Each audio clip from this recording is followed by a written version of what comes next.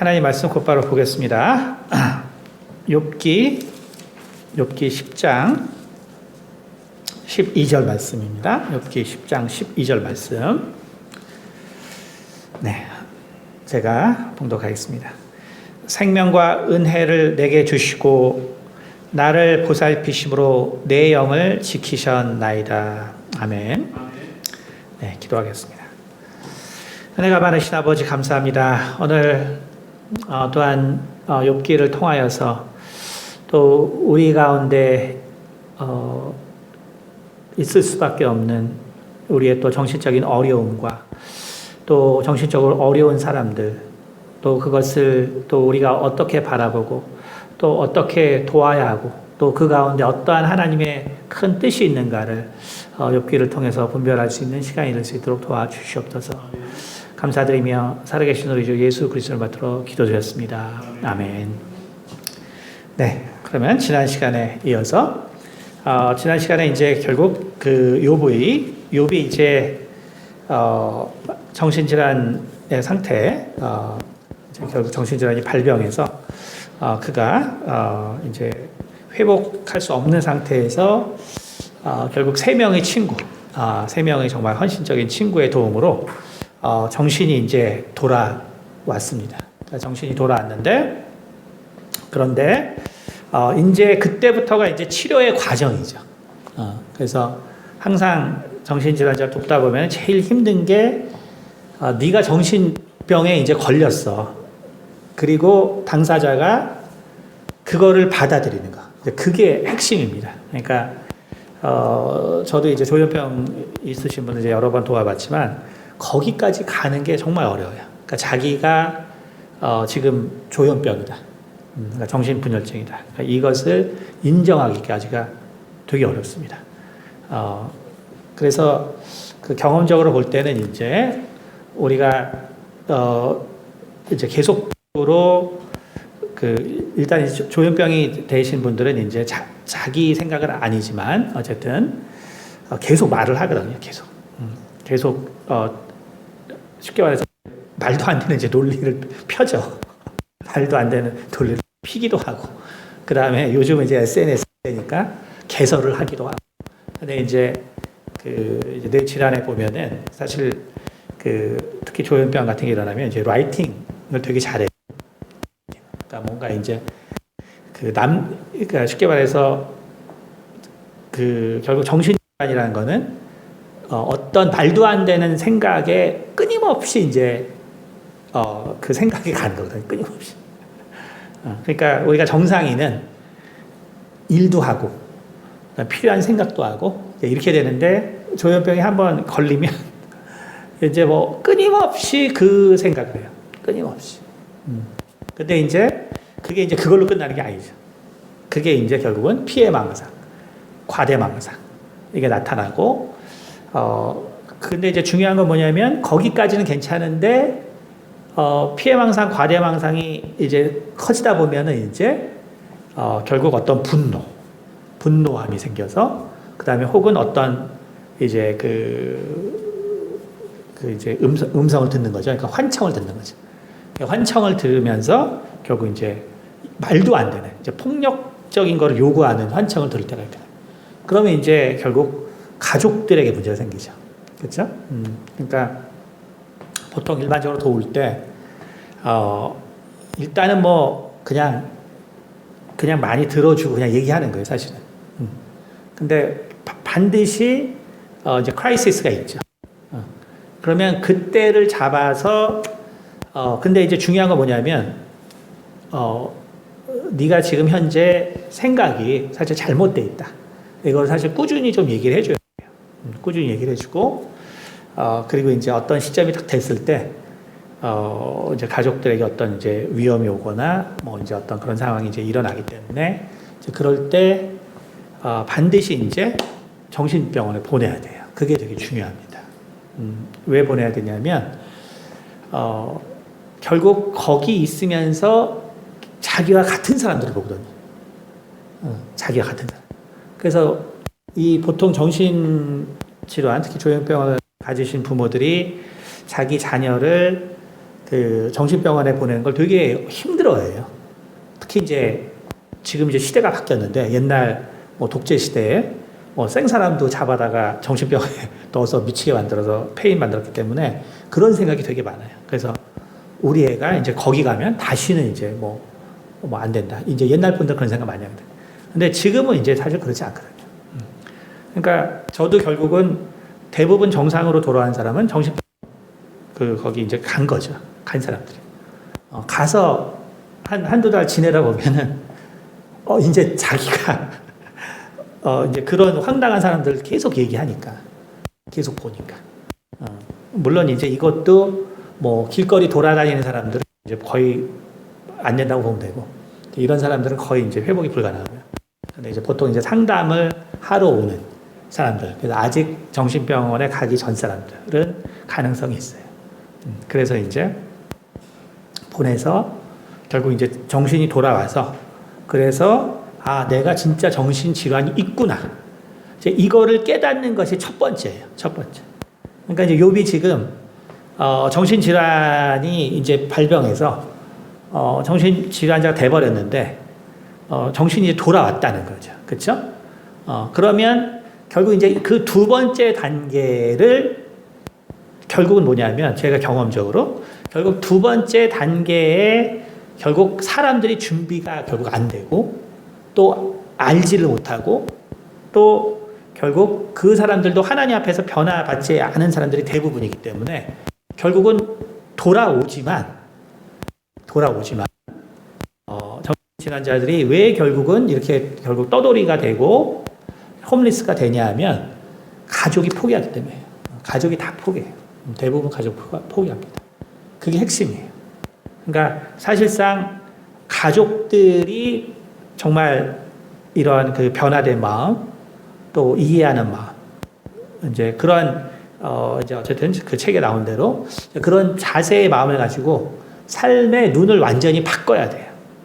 삶의 길을 내가 이것이 맞는 길이다라고 갔다면 정신질환자가 생긴 가족은 내가 지금 맞다는 그래서 가족들이 가는 길이 삐뚤어진 길이에요. 그게 질환자 가족이 나오는 거예요. 그러니까 실은 그 길을 완전히 벗어나서 완전히 새로운 삶을 살아가야 되죠. 근데 이제 이걸 이제 모르니까 이제 문제가 심각해지는 거죠. 이제 오늘 그래서 욥이 이렇게 정신질환이 드러났는데 이 친구들이 이제 그런 경험이 없는 거죠. 없으니까 분개하게 되죠. 사실 이것이 실제적으로 그래서 그래서 제가 좀 누구 뭐 이렇게 데려오는데 제가 본격적으로 하잖아요. 뭐냐면 본격적으로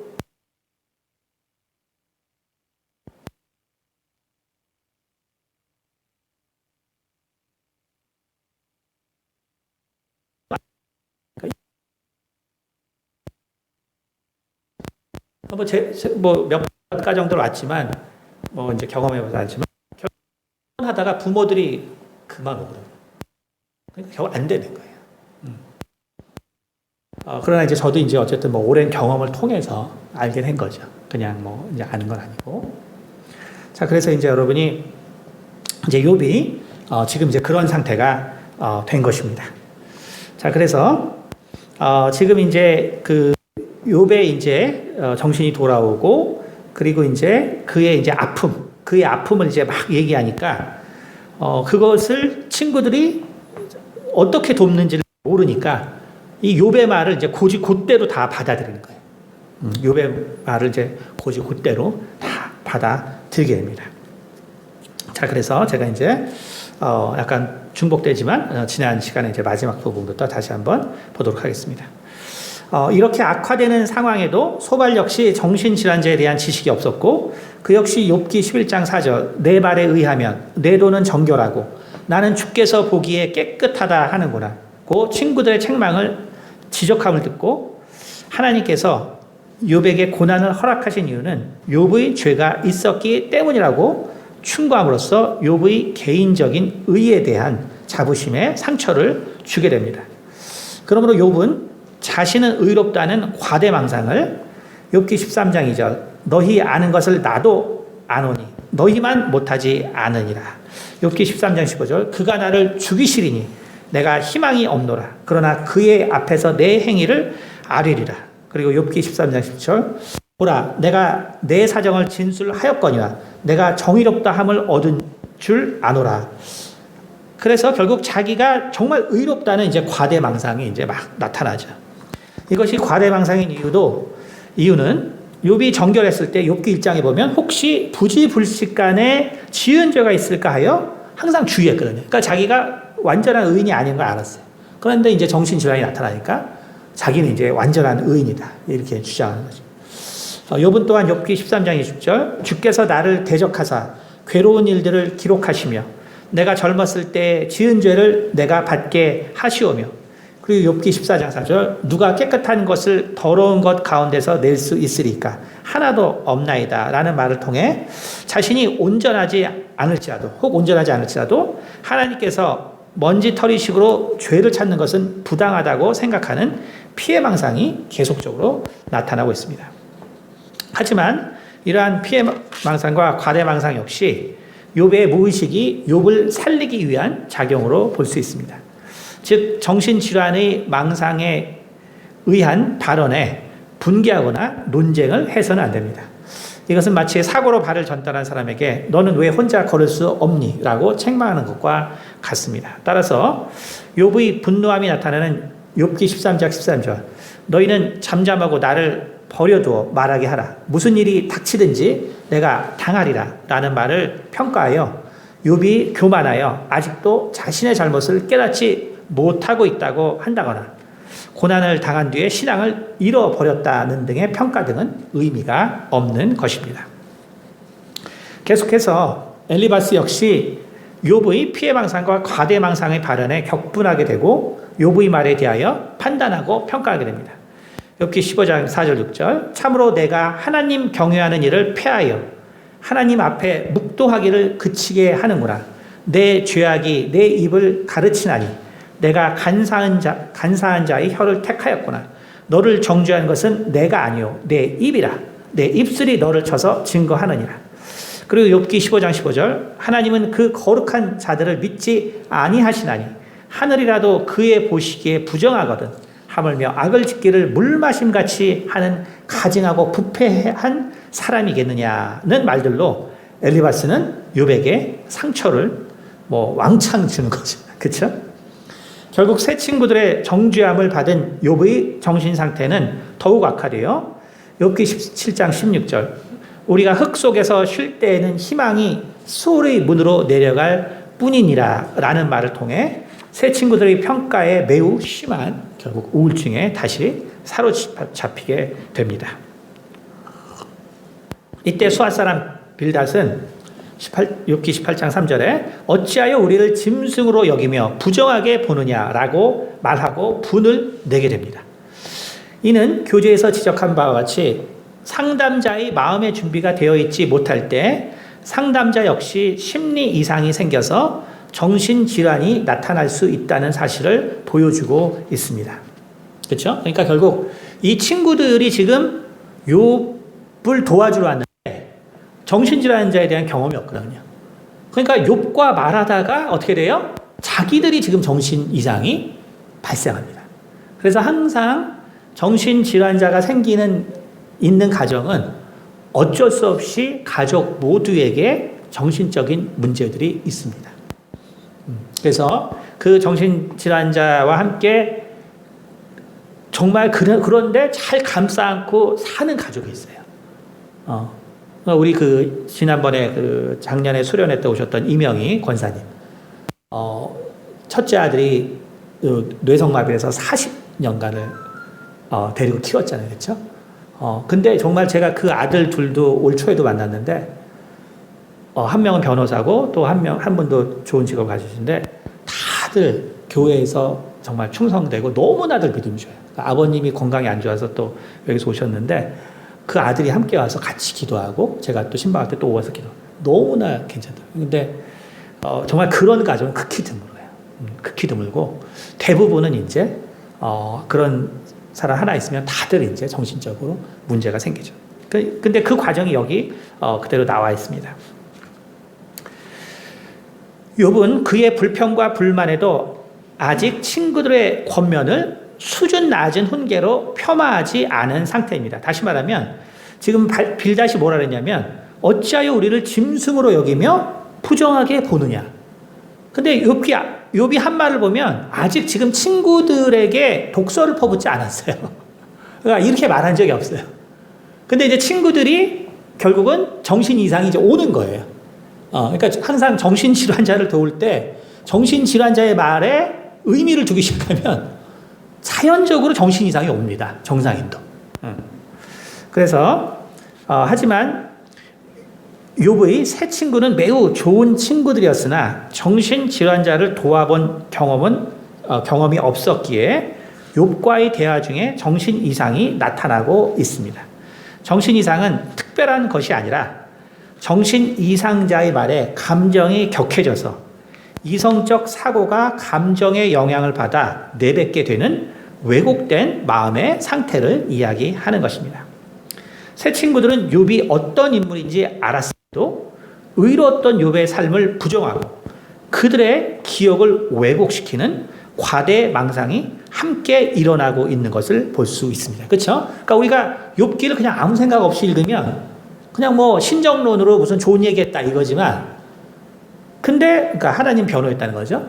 근데 정신질환의 발생 과정을 보면 지금 친구들이 방금 엘리바스도 그렇지만 네가 진짜 죄인이었다. 네가 정말 못되게 살았다. 이게 얘기해요. 근데 친구들이 이미 다 알거든요. 욥이 얼마나 의인이라는 걸. 근데 이제 이렇게 욥이 말도 안 되는 얘기를 하니까 그거를 의미 있게 받아들였단 말이에요. 그러니까 결국 이제 기회 왜곡을 하는 거죠. 욥이 의롭게 산 줄 알았더니 실은 자기 욕심을 채워서 살았던 사람이구나 해서 욥에 대해서 가지고 있던 기억을 다 왜곡시키는 거예요. 그래서 기억의 왜곡이 바로 정신 이상이 주는 현상이고 그것이 이제 계속적으로 지속되면 결국 이제 정신질환이 일어나는 거죠. 왜냐하면 이제 정신 왜곡이 완전히 고착화 되니까. 정신질환자가 있는 가정에서 어떻게 집단 정신병이 발생할 수 있는가를 보여주는 과정이라고 볼 수 있습니다. 권선징악의 사회에서는 정신질환자가 생겨나기 어렵기 때문에 새 친구들도 정신질환자를 도와본 경험이 없었고 따라서 그들이 비록 하나님을 경외했으나 정신질환자를 돕는 방법은 알 수 없었을 것입니다.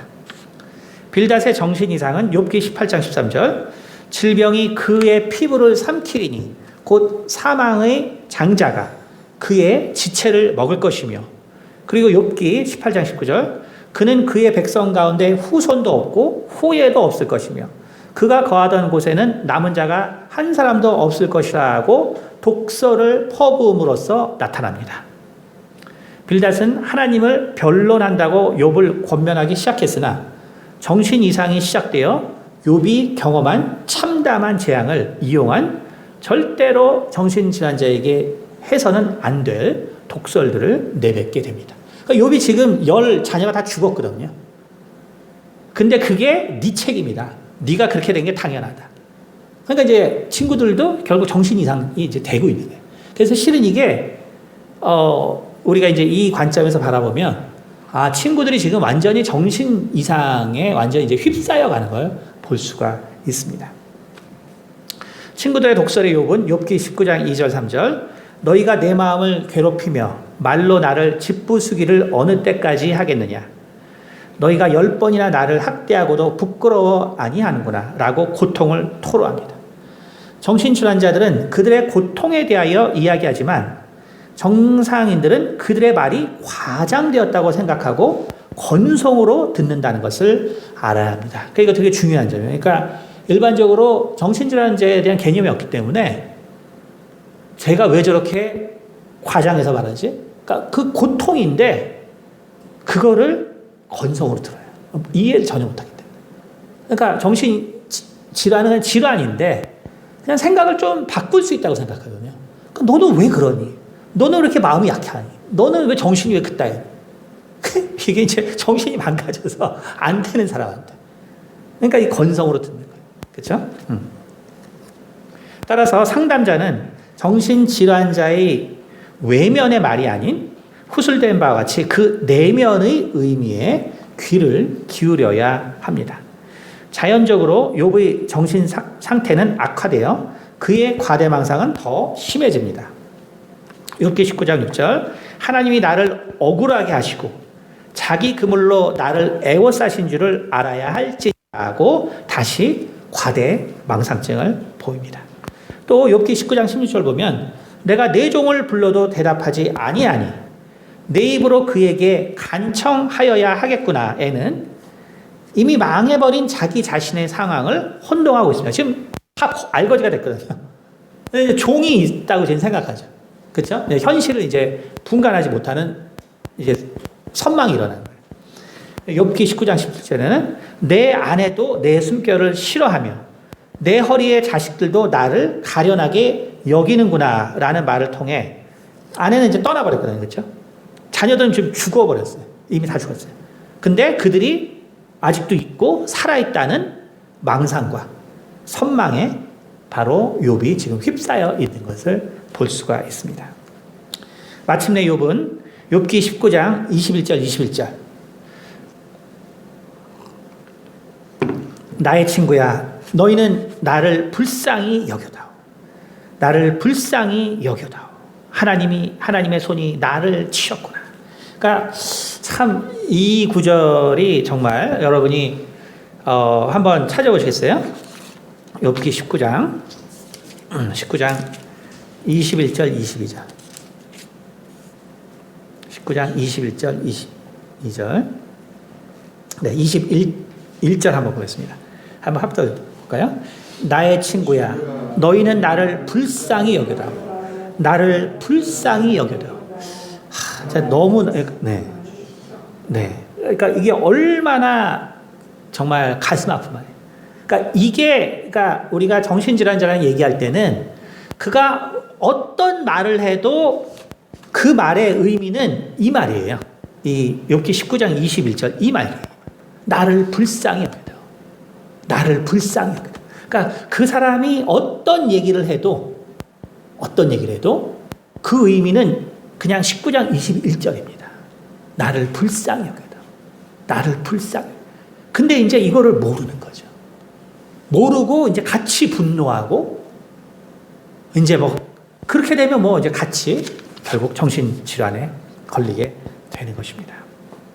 그래서 원래 이제 그 정신질환이 일어나면은 코디펜던스라 그래서 가족들이 이제 다 나타나게 되는데 이제 정상적으로 정말 하나님을 정말 사랑하고 또 가치관을 세상의 가치관에서 내버리고 이제 정말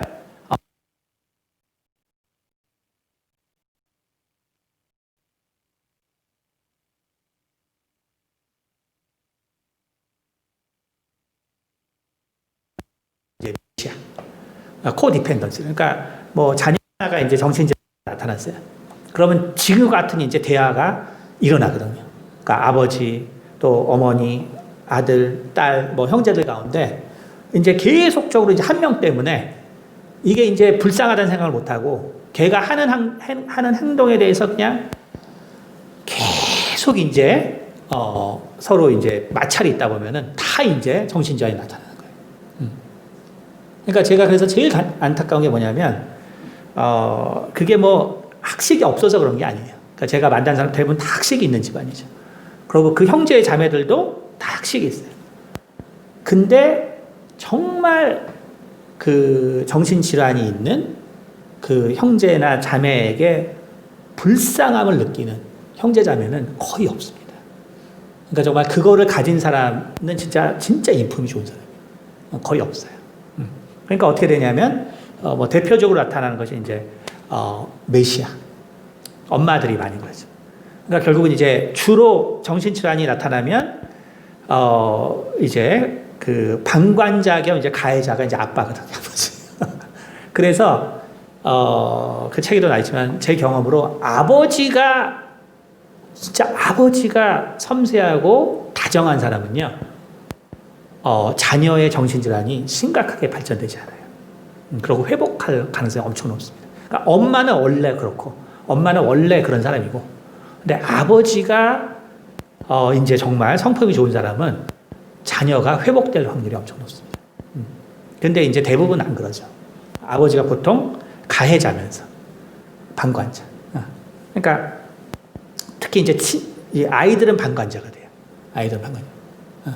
그러니까 어떻게 되냐면, 일단 엄마는 왜 맹시하냐면, 아빠가 이제 막 애를 이제 또 막 혼내죠. 야단치고. 너는 그게 뭐냐? 넌 아직도 행동이 그러냐?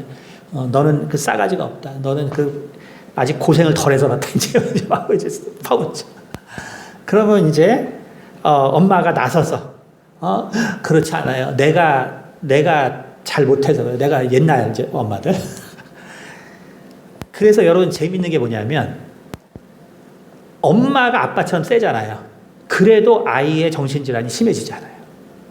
그래서 아빠가 엄청 그런데 엄마도 정말 아빠를 눌릴 정도로 센 집은요, 아이가 그 환경에서도 정신질환이 잘 안 일어나요. 근데 이제 엄마가 메시아 타입이 되면 반드시 정신질환이 나타납니다. 그러니까 결국 매일 그 아이를 위해서 이제 대신 죽어주는 거죠. 그래서 이제 메시아 타입이라고 하는 거죠. 메시아 타입. 그 다음에 이제 보통 아이들은 이제 방관자예요. 방관자. 방관자. 방관자 뭐냐면, 예를 들어서 이제 동생이 이제 정신질환이 걸렸습니다. 동생이 정신질환이 걸렸어요. 근데 동생이 뭔가 이제 어떤 행동이 서툴러요. 행동이 서투릅니다. 그러니까 정신질환이 있으니까. 근데 이제 남자 동생. 그러니까 형이 그냥 남자이니까 이제 도와주면 되는데 이제 형이 이제 방관하는 거죠. 안 도와주고. 그러니까 이제 거기에 이제 누나가 있습니다. 누나 한 명 있어요. 누나 한 명 있는데, 쉽게 말해서 형이 그 동생을 뭔가 좀 도와줬으면 누나 입장에서는 이제 생각을 안 해도 되는 일들이에요. 근데 이제 지금은 서로 정신질환인 걸 모르거든요. 그러고 이제 그냥 동생이 싫은 거죠. 그러니까 형은 이제 방관하고, 그렇게 되면 어떻게 되면 이 누나는 이 동생이 이제 남자이기 때문에 뭔가 반복적으로 이제 누나를 괴롭히는 어떤 일이 생겨요.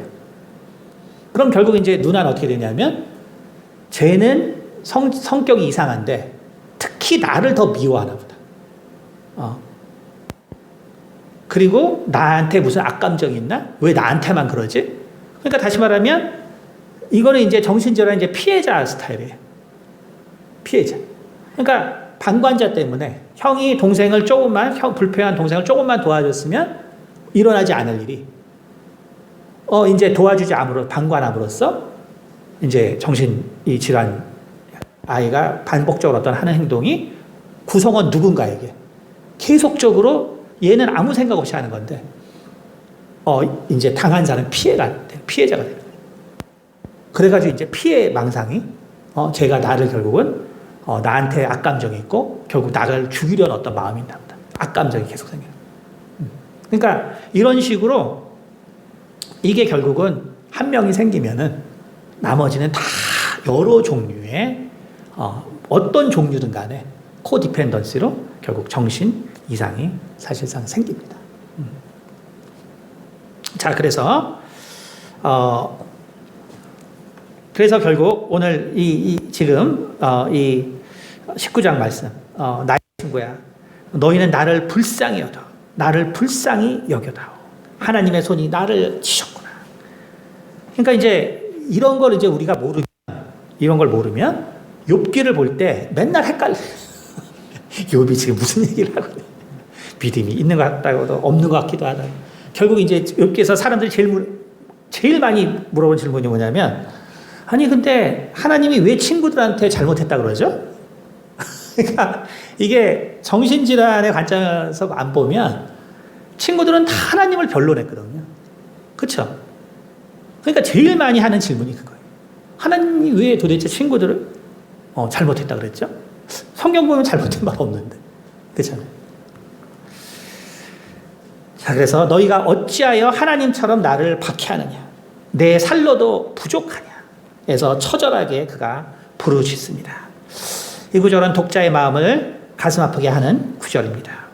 욥이 당했던 재앙이 얼마나 심각했음을 보여주고 있는 것입니다. 여러분, 우리 주변에 정신질환자가 있다면 그거는 그가 얼마나 심한 정신적 고통을 겪었는가.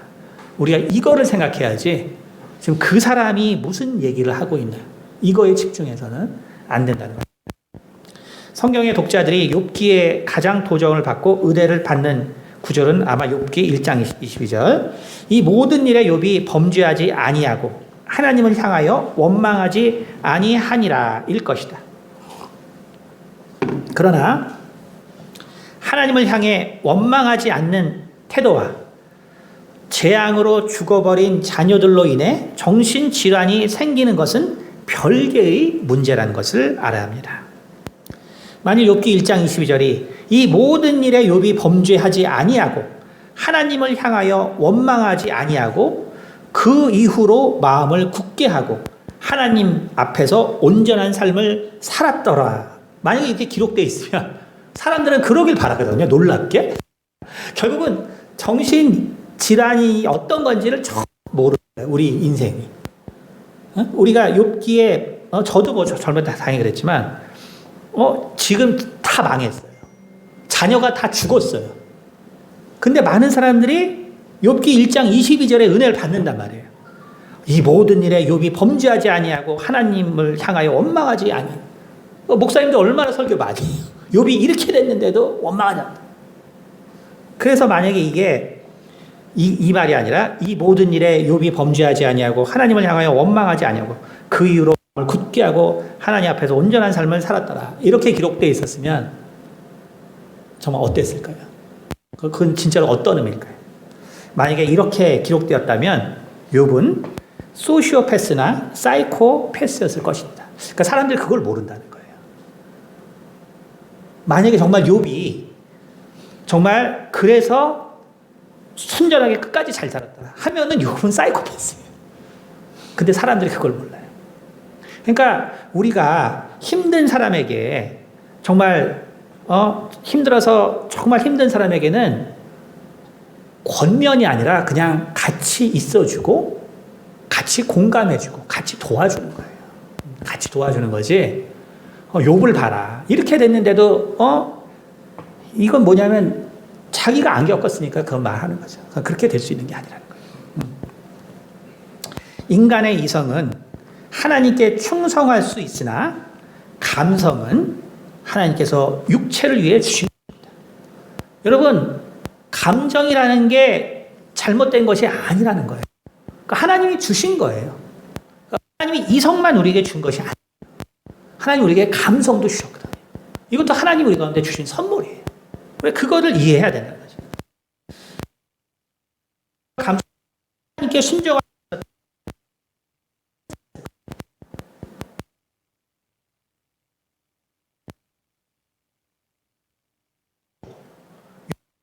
감정을 지배하기 때문에 결국 천사와 같을 수가 없는 것입니다. 여러분, 그래서 하나님이 우리 가운데 육체를 주신 이유를 아셔야 돼요. 그러니까 우리는 육체를 하나님이 주셨기 때문에 우리에게 감성적인 생각이 있는 것은 너무나 당연한 거고요. 오히려 이 감성이 없다면 우리는 더 심각한 문제를 사실 당하게 되는 것입니다. 성경의 독자들의 많은 경우는 욥이 왜 끝까지 온전하지 못했을까 사실 궁금해합니다. 그렇죠? 욥이 왜 끝까지 온전하지 못했을까? 기왕에 뭐 책을 썼으면 우리가 기왕에 이게 그냥 좋은 무슨 뭐 신앙에 대한 서로 누군가 쓴 거라면 뭐 기왕에 왜 이렇게 써요? 그렇죠? 그냥 끝까지 잘 살았다. 믿음을 온전히 지켰다. 이렇게 쓸 것이죠. 왜 이렇게 기록했냐면 욥기가 창작품이 아니기 때문에 그래요. 그러니까 저는 예전에 욥기가 이게 우리가 흔히 이제 좋은 격언을 쓴 책들이 있죠. 그렇죠? 좋은 격언들을 쓴 책들이 있어요. 그렇죠? 그러니까 저도 이제 그런 책들을 이제 뭐 철학자들이나 뭐 이제 유명한 이런 사변가들이 쓴 책들이 있으니까 그러니까 좋은 말만 쓰는 거죠. 그러니까 저도 이제 처음에 욥기가 그런 책인 줄 알았어요. 처음에는. 근데 이제 쭉 제가 이제 살면서 욥기는 이게 좋은 얘기를 쓴 책이 아니라 이건 정말로 있던 일을 쓴 책이구나를 알게 된 거예요. 왜냐하면 바로 실제 이야기이고 그렇기 때문에 BC 3000년경 그 당시에는 정신질환에 대해서 알지 못하던 시기였고 그렇기 때문에 이런 창작물 자체가 사실은 나올 수가 없는 것입니다. 그러니까 누군가가 정신질환에 대해서 다 잘 알고 이거를 창작물로 썼다 그래도 이제 힘든 일이겠지만 이게 기원전 3000년경에 정신질환에 대해서 알지 못하는 시대에 정말 그거를 고려해서 이거는 쓸 수 없는 책이에요. 그러니까 욥기는 내용상 그냥 사실입니다. 내용상 사실이에요. 따라서 욥기는 실제 인물의 기록이며 그가 끝까지 온전하지 못했던 이유는 욥은 감정이 있는 인간이었지 감정을 느끼지 못하는 사이코패스가 아니었기 때문입니다. 욥이 끝까지 하나님 앞에 온전했기를 바라는 사람들은 7 아들과 3 딸을 잃은 비참한 마음을 경험해보지 못했기 때문입니다. 세상에 누가 이 비참한 욥의 마음을 헤아릴 수 있겠습니까? 독자들이 이 비통함에 조금이라도 공감하지 못한다면 인간의 죄를 위해 희생제물로 독생자를 주신 하나님 아버지의 비통한 마음 역시 알 길이 없을 것입니다. 다시 말해서 욥이 비통함을 느낀다는 것은 하나님도 비통함을 느끼신다는 의미입니다. 인간은 하나님의 형상으로 만들어졌기 때문입니다. 욥기 19장 21절에 10자녀를 잃고 넋이 나간 욥이 나의 친구여 너희는 나를 불쌍히 여겨다오 나를 불쌍히 여겨다오 라고 울부짖는 구절은 너무나 인간적인 욥의 모습을 보여주고 있으며 이것이 바로 하나님이 만드신 인간의 참 모습입니다. 하나님은 10자녀를 잃고도 하나님께 충성할 수 있는 냉정한 인간을 바라시고 만든 것이 아닙니다. 10자녀를 잃고 울부짖을 수밖에 없는 감정이 따뜻한 인간을 만드신 것입니다. 인간이 하나님께 감사를 드릴 수 있는 가장 큰 이유는 하나님께서 공의를 보이시기 위해 그 아들을 대속물로 주신 것이라는 이성의 동의를 느낄 수 있는 것보다 더 크게 하나님께서 당신의 마음에 참담함과 고통이 있음에도 독생자를 대속물로 주신 감정의 동의를 느끼기 때문입니다. 즉 하나님의 감정을 아는 자들만이 진정으로 하나님을 이해하고 하나님을 사랑할 수 있다는 것을 알아야 합니다. 이성의 동의만 있다면 그것은 천사들처럼 율법과 정죄에 능한 신앙생활을 할 가능성이 높습니다. 욥의 이러한 통곡에도 불구하고 소발의 말은 더욱 욥을 정죄하고 욥기 20장 5절 7절 악인의 이기는 자랑도 잠시요 하곡한 자의 즐거움도 잠깐이니라. 그 높기가 하늘에 닿고 그 머리가 구름에 미칠지라도 자기의 똥처럼 영원히 망할 것이라. 그를 본 자가 이르기를 그가 어디에 있느냐 하리라.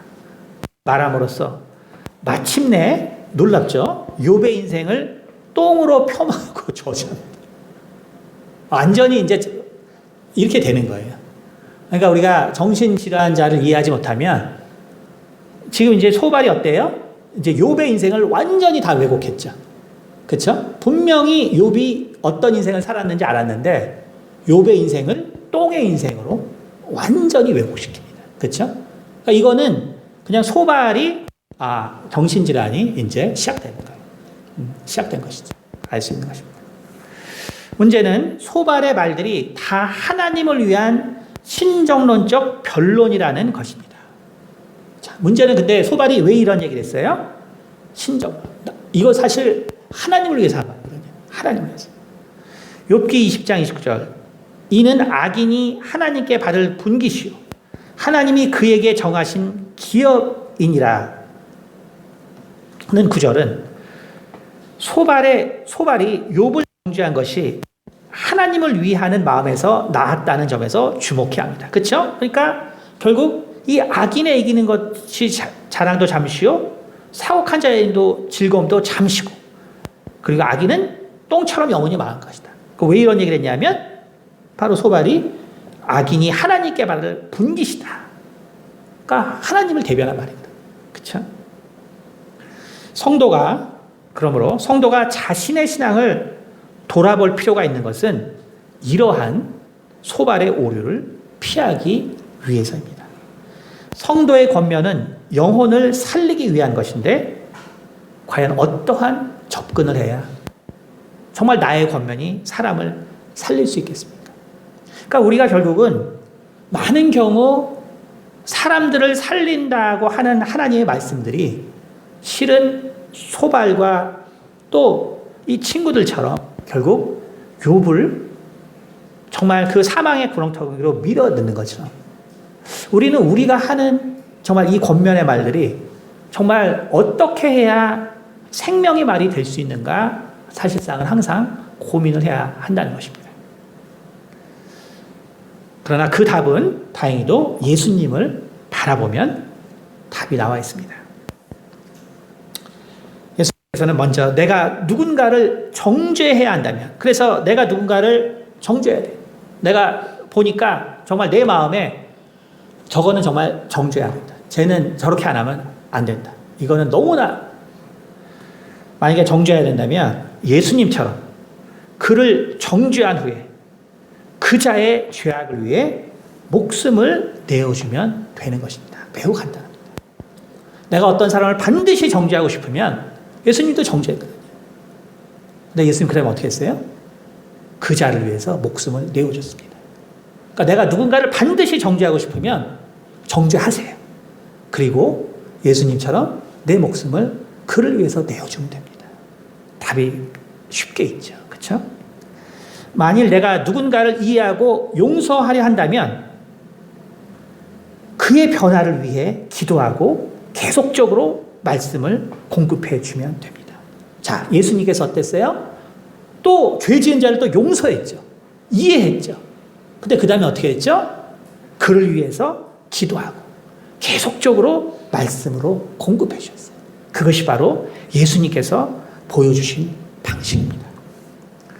정죄와 용서로만 끝나는 모든 것은 영혼의 구원에서 문제를 발생시킵니다. 우리가 그래서 누군가를 정죄만 하고 끝난다면 그 영혼이 망하는 것이고, 내가 어떤 영혼을 용서만 해준다면 마찬가지로 그 영혼은 망하는 거예요. 그렇기 때문에 우리는 정말 정죄해야 하는 자에게는 나의 목숨을 내어줄 생각을 하고, 용서해주는 자에게는 내가 그를 위해서 계속적으로 하나님의 말씀을 가르쳐주고 기도해야 한다는 사실입니다. 욥은 그의 간절한 호소에도 불구하고 새 친구들로부터 심한 상처를 받게 되고, 욥기 21장 16절 그들의 복록이 그들의 손으로 말미암은 것이 아니니라, 악인의 계획은 나와 판이 아니라 라는 말과 욥기 21장 17절 너희의 생각을 알고 너희가 나를 해하려는 계획을도 아노라, 내가 너희의 생각을 알고 너희가 나를 해하려는 계획을도 아노라 라고 말하므로 마침내 그의 피해망상이 이제 강박적으로, 그렇죠? 그러니까 그전에는 어땠어요? 그전에는 친구들이 나를 죽일 거라는 생각 안 했어요. 하나님이 나를 죽일 거라고 생각했죠. 근데 이제 피해망상이 진행되면 하나하나씩 더 연결돼서 모든 것이 결국은 나를 갖다가 죽이고 나를 갖다가 망하게 하려는 그것으로 다가오는데, 욥이 이제 결국 하나님으로부터 시작했다가 친구들이 이제 막 이렇게 가니까 결국 너희들도 알고 보니까 나를 죽이려는 거야. 이거는 여러분 이제 그 조현병자 도와준 사람은 금방 합니다. 피해망상 이렇게 진행되는 거예요.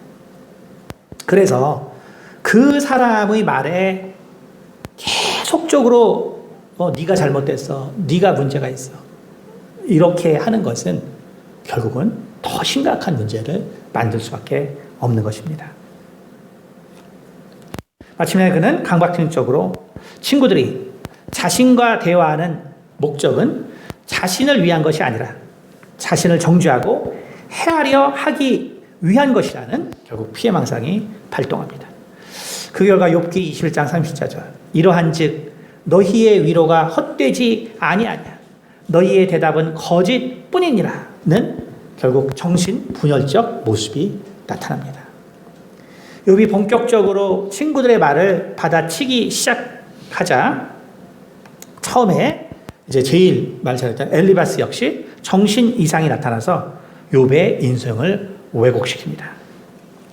욥기 22장 25절 내 악이 크지 아니하냐 내 죄악이 극하니라 까닭 없이 형제의 물건을 볼모 잡으며 헐벗은 자의 의복을 벗기며 가난 자에게 물을 마시우지 아니하며 줄인 자에게 식물을 주지 아니하였구나 라는 말은 욥의 친구로서 욥의 인간됨을 알매도 불구하고 자신의 기억을 왜곡시키는 정신 이상이 발생하고 있는 것을 볼 수 있습니다. 그러니까 엘리바스도 그렇게 처음 말 시작해서 욥이 이제 정신이 돌아왔을 때 처음 이제 권면을 좋은 말로 했는데 이제 진행되니까 어떻게 돼요? 우리가 욥을 알지만 욥이 정말 헐벗은 자를 도와줬고, 그렇죠? 가난 자에게 마시게 했고, 어려운 사람을 도왔던 사람이거든요. 그게 욥의 인생이었거든요. 근데 뭐라 그랬어요? 형제의 물건을 볼모로 잡고, 헐벗은 자의 물건을 벗기고, 가난 자에게 물을 마시지 아니하고, 줄인 자에게 식물을 주지 않고, 완전히 반대로 얘기하죠. 결국 엘리바스도 자신의 기억이 이제 완전히 이제 왜곡된 걸 볼 수 있죠. 그래서 정신질환자가 있게 되면 결국 함께 다 이렇게 정신질환이 발병할 수밖에 없는 것입니다.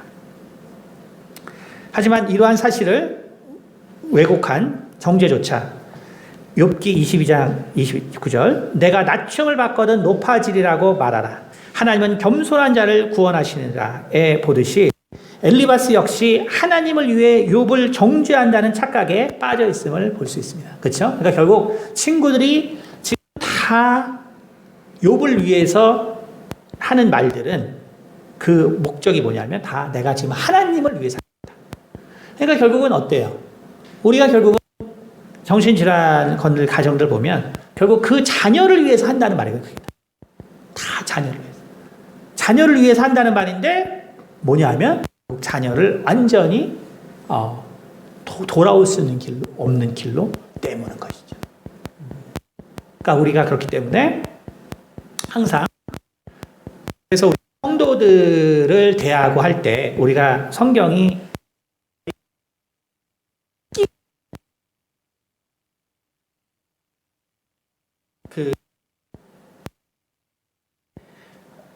말하는 건 더디하다. 말하는 건 더디해요. 그러니까 우리가 그 하나의 한 명의 성도를 귀하게 생각할 줄 안다면 말하는 거를 더디할 수밖에 없는 거예요. 말하는 거. 그러니까 결국 정말 이 친구들의 이러한 모습들을 우리가 바라보면 그래서 일반적으로 이제 일반적인 가정에서 나오는 정신질환을 다 응용할 수 있어요. 그러니까 우리가 중요한 게 뭐 하나만 배우면 이제 우리 집안은 정신질환자가 없으니까 됐어. 이게 아니에요. 전혀 아니에요. 그 모습들이 이제 질환으로 나타나냐 안 나타나지 모든 원리가 다 여기 있습니다. 그래서 그 책에 이제 나오지만 결국 부부관계의 대표적이거든요. 그러니까 결국은 남편이 너무 힘들 때 막 부인한테 하는 짜증과 욕과 이런 것들, 또 아내가 바가지고 있는 것들, 이거를 곧대로 들으면 절대로 안 되는 거예요. 다 정신 이상적인 상태에서 나오는 말이에요. 근데 어떻게 해요, 결국 거기 생각이 잘못됐어. 내가 들어보니까 저 생각 때문에 저런 것 같아. 이제 교정하려고 했어. 그게 지금 뭐가 부족한 게 아니고 똑같습니다. 정말 일에 지쳐서 들어온 남편도 부인에게 짜증을 내고 하는 말은 나를 불쌍히 여겨달란 말이에요. 나를 불쌍히 여겨달라.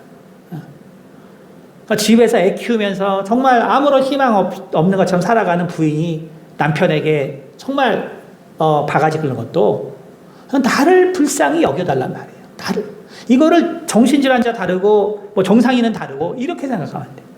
그것이 과연 어느 상황에서 우리가 결국 여러분 그래서 아주 쉬운 게 뭐냐면 분노는 분노 우리가 일상생활에서의 분노 공의의 분노가 아니라 우리가 일상생활에서 누군가 분노를 지금 터뜨리잖아요. 그럼 그 사람은 지금 정신 이상 상태에 있다는 거예요. 간단해요. 그러니까 누가 분노를 터뜨린 우리는 그게 이제 싫거든요. 왜 나한테 이래?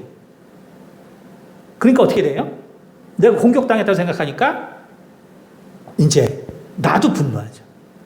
근데 그게 아니고 분노가 곧 정신 이상의 표현이에요. 우리가 그것을 알아야 됩니다. 그러니까 왜냐하면 분노는 뭐예요? 나 혼자 지금 하루 종일 생각한 거예요. 나 혼자. 나 혼자. 하루 종일. 그러니까 나 혼자 무슨 생각을 했냐? 남편이 어제 나한테 내가 어떤 얘기를 했는데 그거에 대해서 그냥 콧방귀를 꼈어. 그럼 이제 어떻게 돼요? 왜 콧방귀를 켰지? 나에 대해서 이제 사랑이 식었을 거야. 애정이 식었을 거야. 뭐가 이제 하루 종일 이제 마인드 원더링 하죠. 근데 뭐라 그랬어요? 창조적인 마인드 원더링. 근데 남편은 너무 피곤한데 무슨 얘기를 했기 때문에 그냥 웃겨서 콧방귀 낀 건데 아내를 무시하는 마음이 전혀 없거든요. 근데 이제 부인은 이제 마인드 원더링을 통해 가지고 창조적으로 남편이 나를 지금 무시하고 있다고 하루 종일 생각. 그러니까 정신 이상이죠. 그러니까 결국은 기분 좋게 남편이 딱 들어왔어요. 거기에 이제 분노하는 거죠. 나는 지금 하루 종일 죽겠는데 웃는 얼굴로 들어온 남편이 이제 너무 싫은 거예요. 분노가 폭발했던 거예요. 그러니까 이때 우리가 정신적인 관계를 모르면 이 여자가 또 왜 이래? 아니 힘들게 일하고 내가 뭘 잘못했어? 그러니까 분노가 폭발했을 때는 내가 지금 뭔지 모르지만 이 사람에게 정신적 이상이 있었구나 이거예요. 그러니까 성도들이 여러분 보세요. 갑자기 분노를 폭발하는 성도 있죠. 얘기 다 하고 나면 어때요? 오해하고 있잖아요. 그러니까 오해하지 않으면 분노가 일어나지 않아요. 근데 왜 분노를 일으키는 사람들 왜 일으켜요? 오해거든요. 오해가 있거든요. 우리는 그것을 알아야 합니다. 친구들의 정죄에 욥은 더 이상 친구들을 통한 위로를 거절하게 됩니다. 그리고 자신만의 해석으로 자신이 겪는 재앙에 대해서 말을 하게 됩니다. 그래서 오늘 시간이 다 돼서 이것은 정신질환의 치료에 중요한 전환이 되는 길입니다. 그래서 우리가 이제 이 친구들과의 이 대화를 통해서 결국 욥은 정말 친구들과 그들로부터 받겠다는 모든 위로를 결국은 이제 그 마음 가운데서 다 내려놓습니다. 다시 말하면 우리가 결국 정신질환자를 우리가 아까도 말씀해드렸죠. 자, 이 사람이 이제 내가 정신병에 정말 걸린 거구나. 걸린 거구나. 그럼 이제 그 다음 단계가 뭐냐? 그 다음 단계가 뭐냐면 아까 말했지만 가족들이 이제 간단히 말해서 그 사람을 위해서 모두가 살아줘야 돼요. 그래서 어려운 거예요. 그래서 실제로 정신질환자 가족을 도우면 제일 어려운 건요. 부모보다 이제 더 어려운 게 형제 자매들이에요. 형제 자매들. 부모는 얘를 낳기 때문에 그래도 어떻게라도 해보려는 부모들이 있어요. 근데 형제 자매들은 여러분 안타깝게도 형제 자매는 되게 안타깝게도 근데 뭐 간혹 가다가 정말로 부모와 같은 마음을 가진 형제 자매가 있어요. 근데 그거는 복이에요, 복. 그거는 그 복입니다. 실은 형제 자매는 남이에요. 그래서 부모가 포기하면 형제 자매들은 당연히 포기하는 거거든요.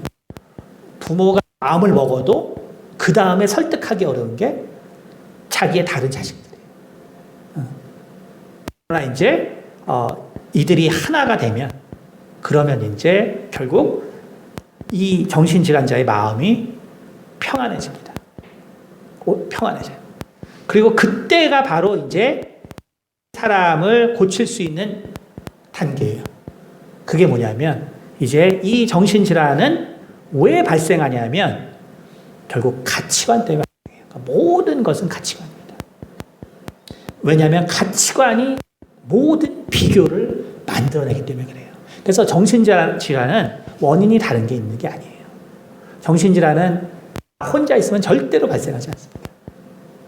결국 정신질환은 남이 있기 때문에 발생하는 거예요. 그럼 남이 있는데 왜 발생하냐? 결국 비교. 근데 왜 비교하게 됐냐? 가치관 때문에 그런 거예요. 가치관.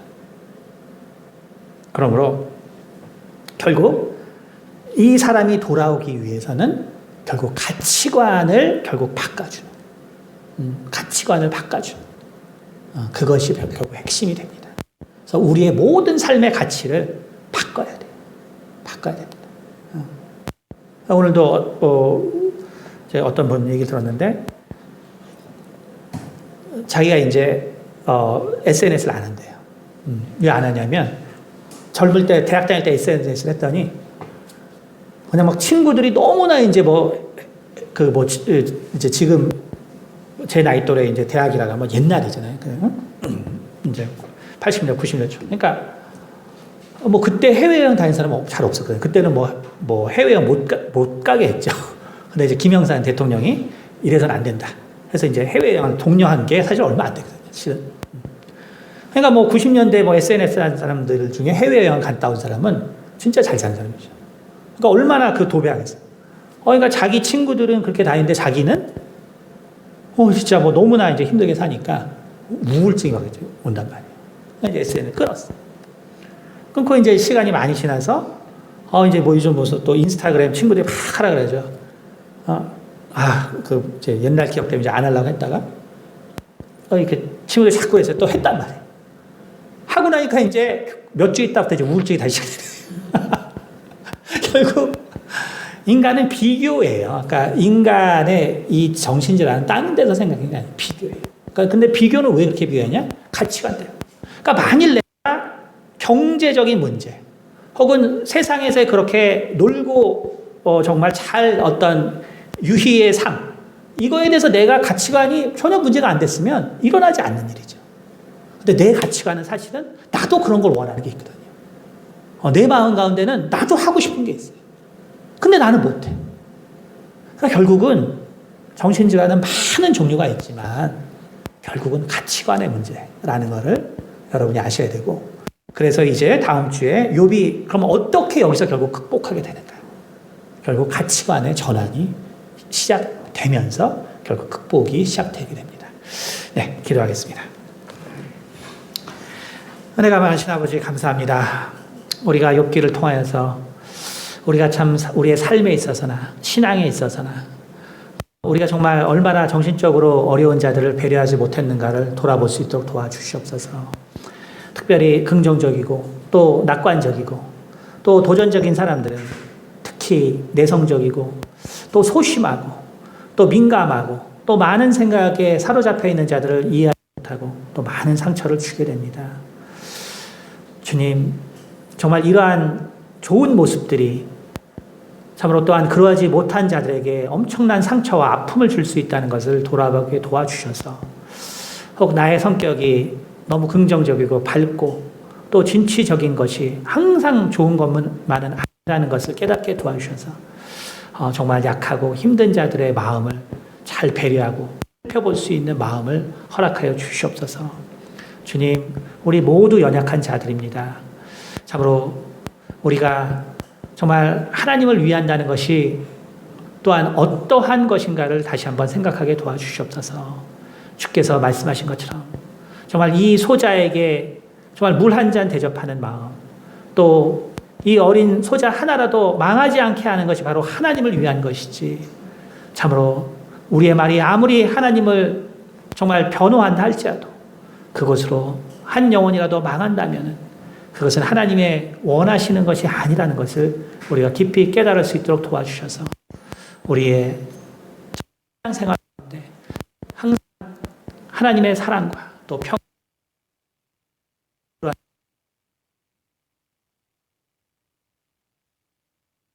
평